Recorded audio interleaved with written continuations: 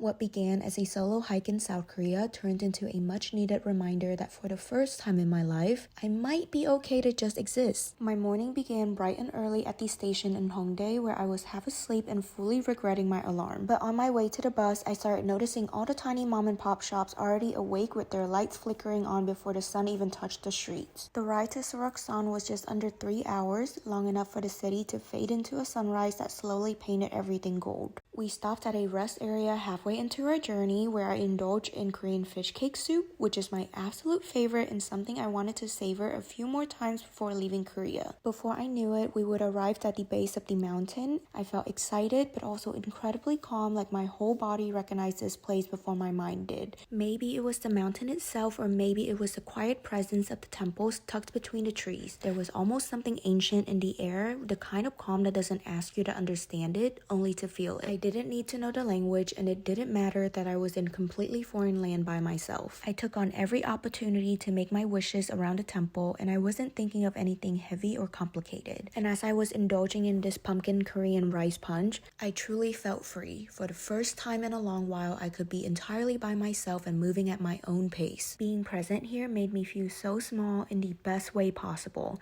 It was definitely a very humbling contrast to the hectic and loud life that I'm used to in New York. Every wooden beam there and every stone path humbled me deeply, carrying with them such incredible history. After admiring the temple and the history older than I could ever imagine, I felt a quiet humility as I was taking the cable car up to another peak. And that's when the calm I'd been carrying gave way to just surviving for a little while.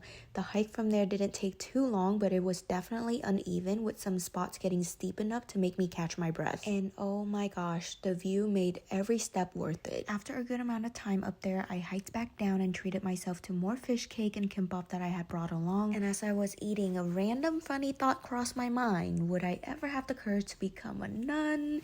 To leave it all behind and live in this peaceful state, completely at one with myself? I took the cable car back down, and once again I was completely overwhelmed by the view. And as I was finishing the day with a hot brown sugar vanilla latte and another small hike, I focused on staying present, listening to my breathing and my meditation guide while fighting the familiar guilt of being the oldest immigrant daughter, wishing I could share this experience with my dad. Which led me to having quite an emotional journey back to Seoul. I found myself rereading some of my favorite chapters from my favorite book, feeling deeply grateful for today's experience, yet carrying the guilt that my dad might not get to experience this in his lifetime. But that's something I'm still processing. But for now, this hike reminded me to just exist, not to let the world ask too much of me, and more importantly, not to ask too much of myself.